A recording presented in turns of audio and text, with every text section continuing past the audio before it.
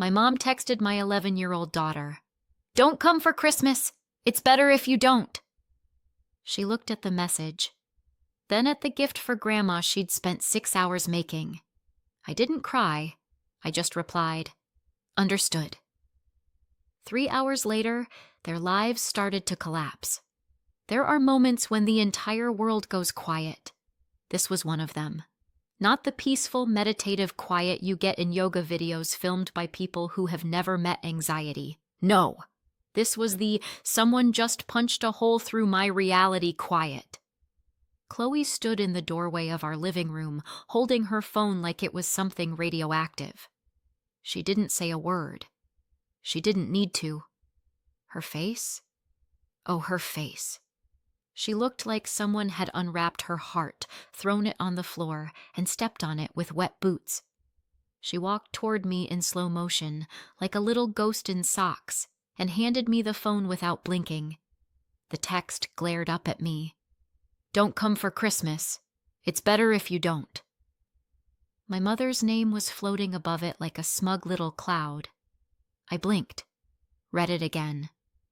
Then a third time, in case I had temporarily developed a rare condition that made sentences rearrange themselves into evil.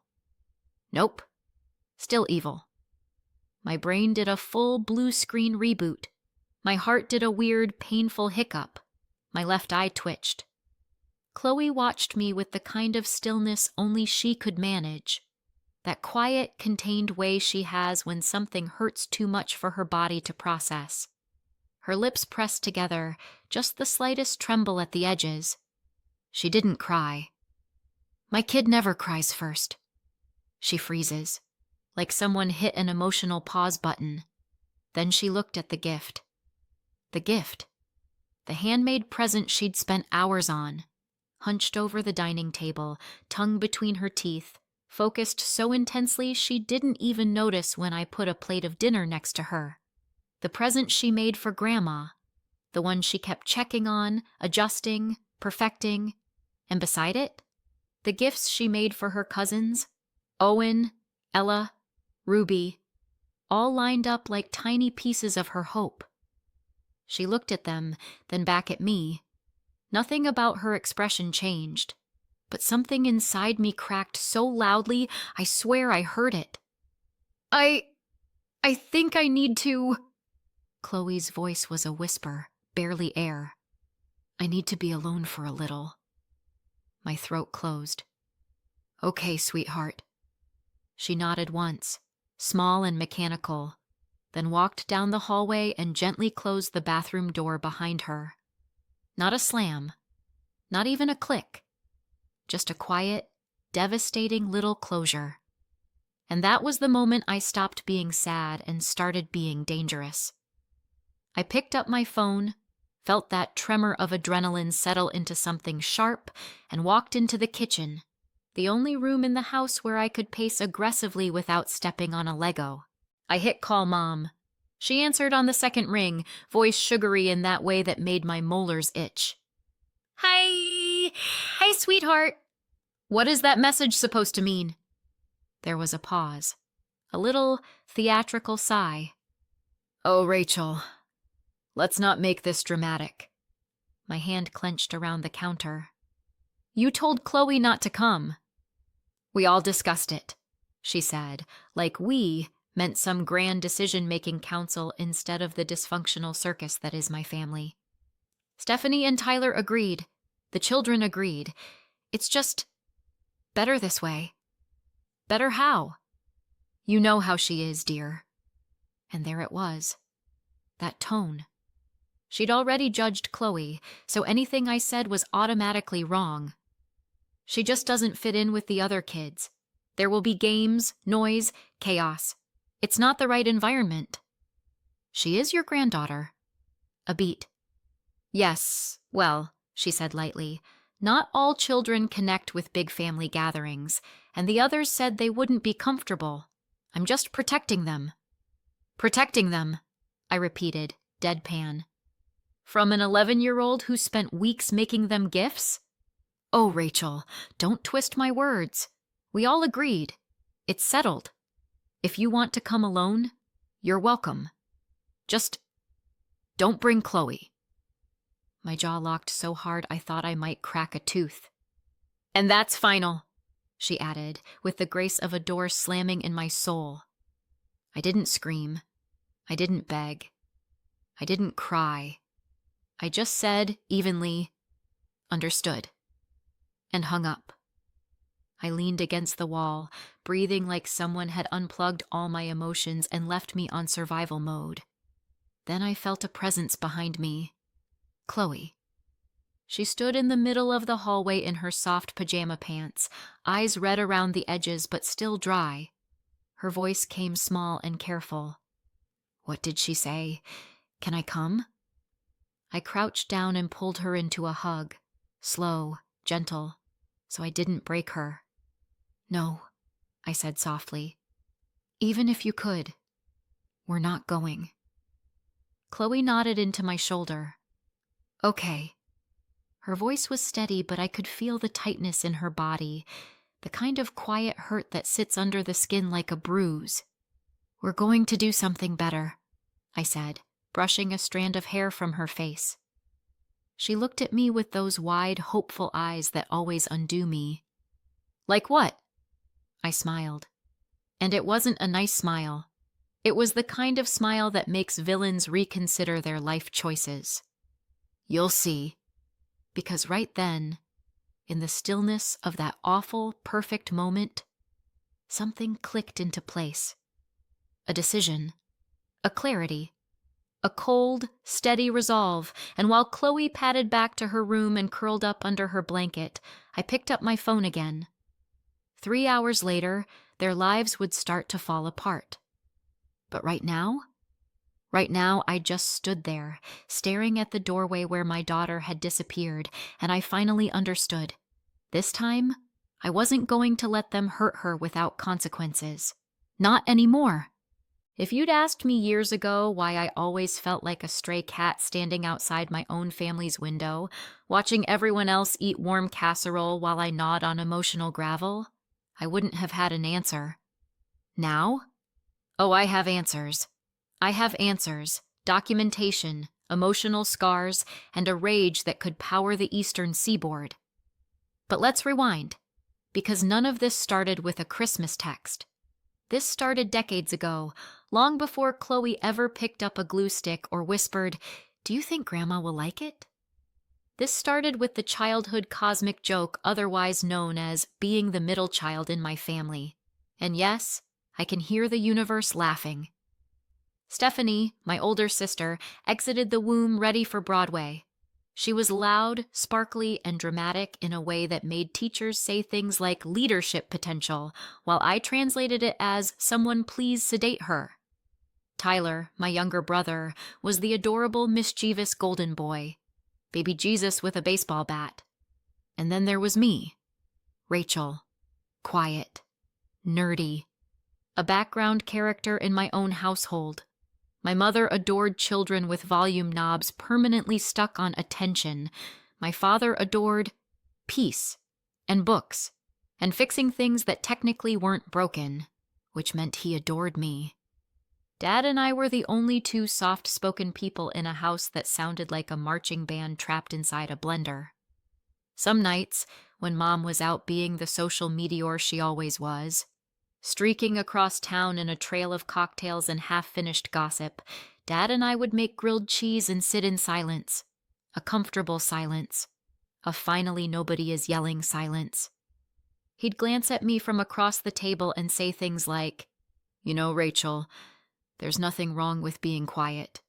The world needs quiet people." That man was my anchor, which is why the day he got sick, the ground under me cracked.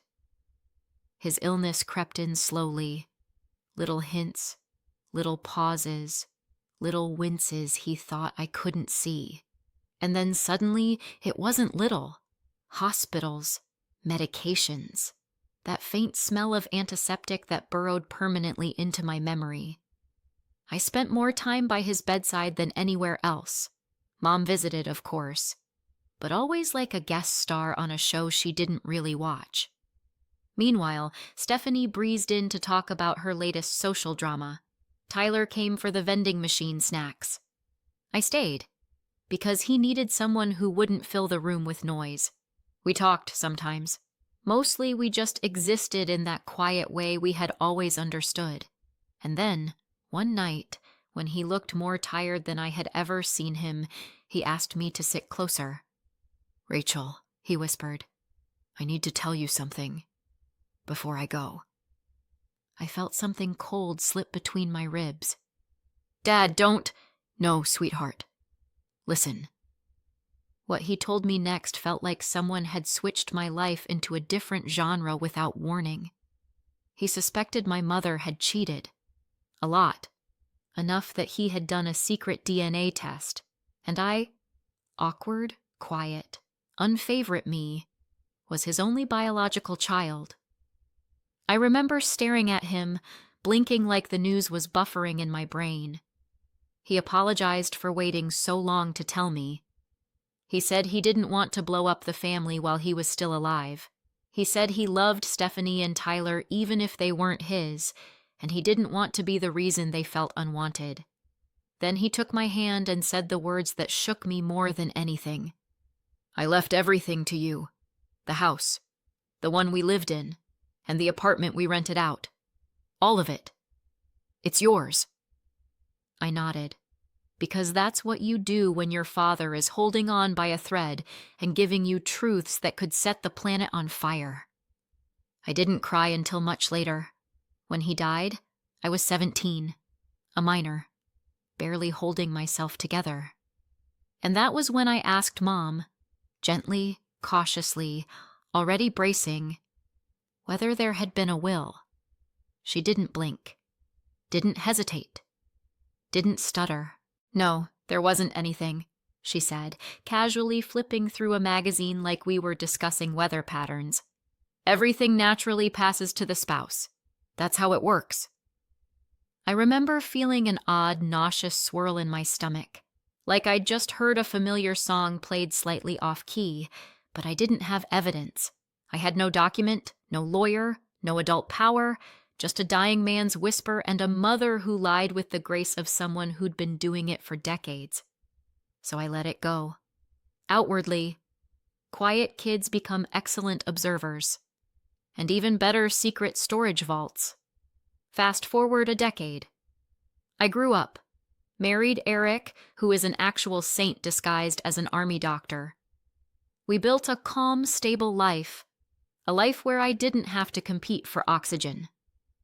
Then Chloe arrived, my gentle, brilliant, soft-voiced girl who looked at the world like it was a puzzle worth solving. Her diagnosis at 5 didn't surprise me. It explained her quiet intensity, her hyper-focus, her difficulty with loud environments, her way of practicing conversations in the mirror like she was studying for an exam. She wasn't wrong. She wasn't broken. She was just her. And she adored my family. Painfully enough, she adored them. The cousins, Owen, Ella, Ruby, all loud and bright like their parents. The exact kind of kids who steamroll quieter ones without even noticing. Chloe tried to keep up anyway. Rehearsed jokes, memorized games, studied their preferences like she was preparing to be interviewed by royalty. And Mom? Grandma? My daughter looked at her like she hung the moon. Do you know what it's like watching your child try so desperately to fit into a family that once stuffed you into the margins like a footnote? It's agony. Like watching your younger self walk into the same buzzsaw, and so every holiday, every birthday, every forced cheer dinner, I went. I smiled. I pretended not to see the favoritism. I swallowed the echoes of my own childhood. For Chloe. Only for Chloe. And then, about a year ago, something in me snapped awake. I don't even remember what triggered it. A weird comment from Mom. A look between Stephanie and her. A passing remark about family property. But suddenly the old suspicion unfurled inside me like a venomous plant. So I did something I should have done years ago. I investigated. Quietly, privately, without telling anyone. Public records are patient, unemotional things. They don't lie. They don't play favorites. And what I found made my hands shake. The will existed. It was valid. Everything. The house my mother lives in and the apartment she gifted to Stephanie was legally mine. Mine. My father had done it exactly as he promised. My mother had hidden it exactly as I feared, and I didn't sue. Because Chloe loved them. Because she wanted so badly to belong. Because she would have been devastated. So I swallowed it, just like I swallowed everything else. Until last night. Because when Mom texted Chloe that she wasn't welcome at Christmas, that was the fuse. And what I did next, well, let's just say silence was no longer in my nature, and the explosion was coming. If you've ever wondered what it feels like to be so furious your eyelids vibrate, I can confirm it's exactly as glamorous as it sounds. That was me the moment I shut the bathroom door behind Chloe and heard the soft click. That tiny, polite little sound that meant she's hurting too much to let anyone see her face right now. My kid. My soft-spoken, gift-making, people-pleasing kid. And the people she adored most had just told her she wasn't wanted. Every cell in my body went incandescent. I walked into the kitchen like I was entering a combat zone, yanked my phone out of my pocket, and scrolled straight to Natalie, my closest friend on the planet, the only lawyer I trust, and the woman who once threatened to sue an airline on my behalf because they lost my luggage and my will to live. Her contact photo popped up, her holding a mug that said, "Trust me, I'm a lawyer," which suddenly felt more like a battle cry than a joke. I hit call. She picked up on the first ring. "Rachel?" Natalie said. "Talk to me. My mother told Chloe not to come to Christmas." A beat of silence. Then, "Absolutely not. Where are you?" "I'm coming." 20 minutes later, she barreled through my front door. Hair in a messy bun, coat half-zipped, legal bag slung over her shoulder like she was about to drop-kick the judicial system. She didn't bother with hello. "Show me." I handed her the phone. She read the text once. Her jaw flexed. Not in confusion, but recognition. Because she already knew everything else. The will, the stolen inheritance, the whole year I'd spent sitting on a bomb. "Okay," she said, eyes narrowing. "What do you think about ending her entire holiday? Is that legal? For you?" She was already pulling out her laptop. "Always." She took over my dining table like she was staging a coup. "It's Christmas Eve," I said. "Perfect," she said. "People remember consequences better during the holidays." I meant, shouldn't we wait? She looked up sharply. "Rachel, she blindsided your kid. You've waited 11 years longer than I would have. Sit down." I sat. She typed with terrifying focus. Keys rattling like she was writing a spell. "Your mother's party starts at 6, right?" "Yes." "Great. We'll serve her during dessert." My eyebrows tried to leave the country. 30 minutes later, she spun the laptop towards me. "Review this," she said. "Everything accurate?" I read the header. The name of the plaintiff, Rachel. The defendants, Mom. Stephanie. Mom's husband, Frank. Seeing it in print made something inside me go deadly calm. "Yes," I said. "Everything is accurate." "Good," Natalie said. "Then let's serve them." "We?" I asked. She grinned the grin of a woman who passed the bar exam and now uses that power exclusively for righteous chaos. "Oh, I'm delivering it myself." I blinked. "You're... what?" "Rachel," she said, packing the documents into a perfectly innocent-looking holiday gift bag. "This woman stole your inheritance and psychologically kneecapped your kid. I am not missing the opportunity to hand her the consequences in person. I had no arguments, just awe. Meanwhile, Chloe was curled under her blanket in her room, hugging her stuffed fox, taking the deep, shuddering breaths she took when the world overwhelmed her, and my heart cracked for the 1,000th time. I whispered through the doorway, "I'm right here, sweetheart." She didn't answer, but she didn't need to. I knew she heard me. Natalie straightened, smoothed her coat, and picked up the gift bag. "You ready?" she asked. "No," I said. "But go." She nodded and marched out into the cold like a revenge-driven Christmas angel, and then I waited. The house felt too quiet. Not peaceful, just tight, expectant, like every wall was holding its breath. At 6:17 p.m., my phone rang. It was Mom. The kind of call where you don't even need to answer to know the venom waiting on the other side. But I answered. "Rachel!"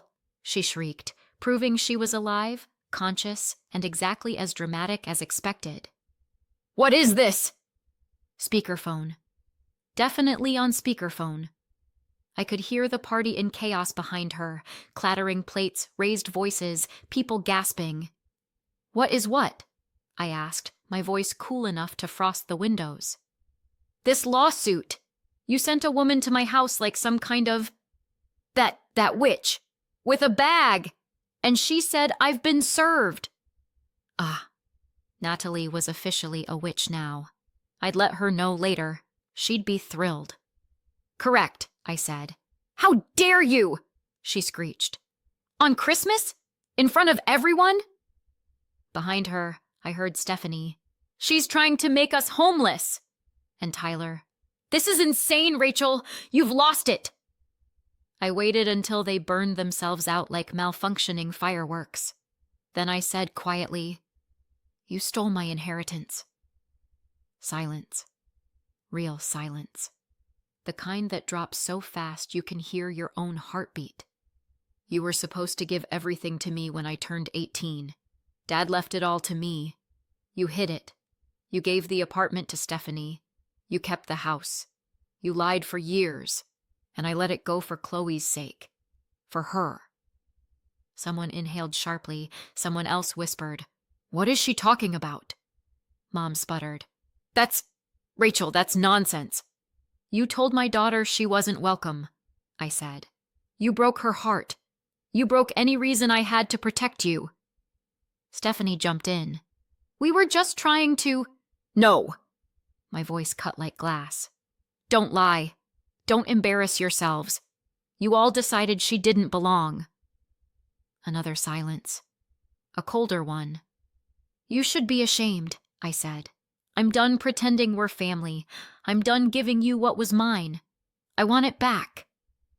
They started shouting again. Mom, Stephanie, Tyler, all desperation and denial and fear. But none of it mattered. Natalie had already filed the paperwork. The wheels were already turning. And for the first time in my entire life, I felt the power shift. I didn't shout. I didn't argue. I simply said, "This isn't up for debate." And I hung up. The phone didn't ring again. Not for a long time. I stood there in the doorway of Chloe's room, listening to her soft breathing, and I felt something I hadn't felt in decades. Resolve. Sharp and steady. But even then, with the lawsuit delivered and the phone silent, I knew it wasn't over. Not even close. If you've never had to sit on the edge of your kid's bed and explain why her entire extended family decided she wasn't worth a folding chair at Christmas, let me tell you, it ages you 10 years in 10 seconds. Chloe was curled into a tight ball under her blanket when I walked in. Her hair was sticking to her cheeks, and the stuffed fox she loved so much was mashed against her chest like it was the only thing keeping her together. "Sweetheart," I whispered, sitting beside her. "Can we talk?" She didn't look at me. Not at first. Then she turned her face, eyes swollen, voice thin and cracking. "I tried so hard, Mom." Those 4 words punched me harder than anything my mother ever said in her life. "I know," I said. "I know you did. I practiced everything," she whispered, like she was confessing to a crime. "I tried to talk like them. I tried to be fun. I even tried to wear the shirt Ella said was normal, and I still wasn't good enough." Her voice broke on the last word, and something inside me went very, very still. Still enough that if my emotions were a lake, you'd see a warning sign that said, "No swimming. Rage sharks." "Chloe," I said, keeping my voice calm because the alternative was screaming into the drywall. "Them not wanting you doesn't mean you're not good enough. It means they're not good enough for you." She blinked, processing. "Some people," I continued, "are never going to like anyone who's a little different, or softer, or smarter, or quieter. That's a them problem, not a you problem." "But why don't they want me?" she asked, eyes filling again. "Because they're cruel. Because they're petty. Because they don't deserve you." But I chose my words carefully. Because they don't understand you. And people who don't understand something often act mean to it. She looked away, picking at her blanket. "It hurts." "I know," I whispered. "I felt the same way when I was your age." Her head snapped toward me. "You did?" Oh, so this was the moment. The moment where I told my daughter something she deserved to know, even if it would sting at first. "Yeah," I said softly. "They didn't treat me very well either. But Grandma is always saying—" "Grandma lies," I said, gently but firmly. "A lot." I took a breath. No going back now. "There's something you need to know. Something I didn't want to tell you because I didn't want you to feel caught in the middle." Her shoulders tightened, worried, bracing. "Your grandfather," I said quietly, "left everything he owned to me before he died. The house, the apartment, everything." She frowned. "But Grandma lives there." "She wasn't supposed to," I said. "She hid the will. She pretended it didn't exist. And she gave the apartment to Aunt Stephanie even though she had no right to." Chloe's eyes widened. "She stole it?" "Yes." "And she knew it was supposed to be yours?" "She did." Silence. Then Chloe whispered, "I admired her." I nodded. "I know, baby. I know. She's not a good person, is she?" That was a knife right between the ribs. "People can pretend to be good," I said. "They can smile and act nice and say the right things, but what they do, that's who they are. And what she did to you, what she did to me, that's not love. That's not family." Chloe absorbed that like it was programming code rearranging her brain. Then her jaw set, softly but definitely. "I don't want them in my life," she whispered. A part of me wanted to cheer. A bigger part wanted to cry. Instead, I leaned in. "You won't have to." She hesitated. "But what about the apartment? And the house? We're taking them back." Her eyes widened again. "We can." "Yes," I said. "And when we do, you know that program you've always wanted? The summer intensive for digital art? The one with the mentorship and the travel?" Her breath hitched. "The one that costs a lot?" "The one we couldn't afford," I said. "Until now." She stared at me like I'd just told her unicorns were real and also taking new applicants. "Really?" "Really." She exhaled. Long, shaky, overwhelmed. But there was hope in it too. A tiny spark. The beginning of healing. The next morning, the smear campaign began. Because if there's one thing my mother can't stand more than being held accountable, it's being held accountable publicly. By noon, she had called half the extended family and apparently performed a dramatic monologue worthy of a hospital soap opera. According to her, I was making them homeless, I was greedy, I was unstable, I was trying to steal their livelihoods, and I'd ruined Christmas for no reason. By 2 p.m., my phone was blowing up. Cousins I hadn't heard from since Obama's first term were suddenly texting like we were trauma bonded. "Is it true you sued your mom? What's going on? Your mother is saying wild things. Are you okay?" So I told them. All of it. Chloe's exclusion, the hidden will, the stolen inheritance, the illegally gifted apartment, Stephanie's participation, Frank living in property he had no right to, and the fact that I'd stayed silent for Chloe, and for no other reason. The shift was instant. Replies rolled in like dominoes tipping over. I had no idea. That's awful. Your poor daughter. Good for you. She stole from you? Jesus. You're doing the right thing. Mom's smear campaign died so fast it didn't even get a funeral. 2 days later, Stephanie showed up at my door. She looked like she hadn't slept, and her husband hovered behind her holding one of the kids' coats like a man preparing for an evacuation. "You can't do this," she blurted before I even said hello. "Where am I supposed to go? Where are my kids supposed to go?" "You should have thought about that," I said calmly, "before you decided my daughter wasn't worth a seat at Christmas." "It wasn't like that. Don't lie," I said. "It's embarrassing." Her face crumpled, and for 1 second I felt a flicker of pity. But then I remembered Chloe sitting alone with a handmade gift she would never deliver, and the pity evaporated. "That apartment was always mine," I said, "and you living there was never free. It cost my daughter her chance at having a family." Stephanie's shoulders sagged. She murmured something like an apology, but it wasn't for Chloe. It was for herself, and I was done with that. "Start packing," I said quietly. "You have time, but you do have to go." She left trembling. The court battle came weeks later. Mom, Stephanie, and Frank tried everything. "The will is invalid. Rachel waited too long. We thought the house was ours. She wants to punish us. We're victims." Natalie dismantled them like IKEA furniture built without instructions. When the judge ruled in my favor, confirming I was the rightful heir and ordering them to vacate both properties, the look on their faces was something I will not lie.